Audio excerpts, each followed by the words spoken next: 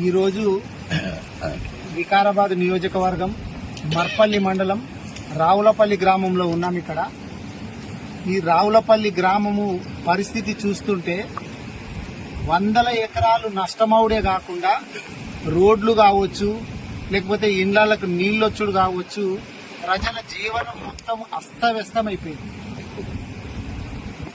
వికారాబాద్ నియోజకవర్గంలోని అట్లాగే జిల్లాలోని అన్ని గ్రామాలు, చాలా గ్రామాలు, ఇప్పుడు ఇక్కడ రావులపల్లి కావచ్చు, కల్పూడ కావచ్చు, పక్కనే ఉన్నటువంటి ఎన్నారము, మాలసోమారము, సుల్తాన్పూర్, ఇట్లా ఒక్క మండలం అని కాదు, వికారాబాద్ నియోజకవర్గము, వికారాబాద్ జిల్లా లోపల వర్షాలు బాగా పడుతోటి ఏంటంటే మొత్తం ఇళ్లు ఊలిపోతున్నాయి, అక్కడక్కడ రోడ్లు మొత్తం దెబ్బతిన్నాయి.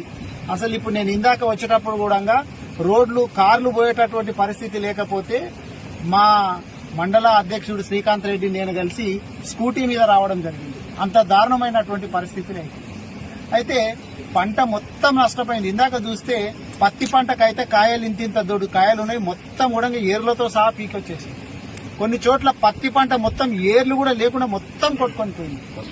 ఇక్కడ ఈ వైర్లు చూస్తే ఈ వైర్లు ట్రాన్స్ఫార్మర్, ఇక్కడ ఈ ట్రాన్స్ఫార్మర్ మొత్తం అది ట్రాన్స్ఫార్మర్ ఆడికెళ్లి లేచిపోయి దాదాపు 100 మీటర్ల దూరం వరకు కొట్టుకొని పోయింది. పోల్స్ తో సహా మొత్తం స్తంభాలు, వైర్లు అన్ని కూడా కొట్టుకొని పోయినాయి. ఇంత దారుణమైనటువంటి పరిస్థితి ఇట్లుంది.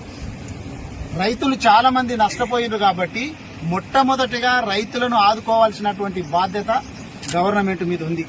ఒక ఎకరానికి 25,000 రూపాయలు మేము ప్రధాన ప్రతిపక్షంగా బీఆర్ఎస్ పార్టీ తరఫున నేను డిమాండ్ చేస్తా ఉన్నా. రైతులకు ఎకరానికి 25,000 రూపాయలు ఇవ్వాలి.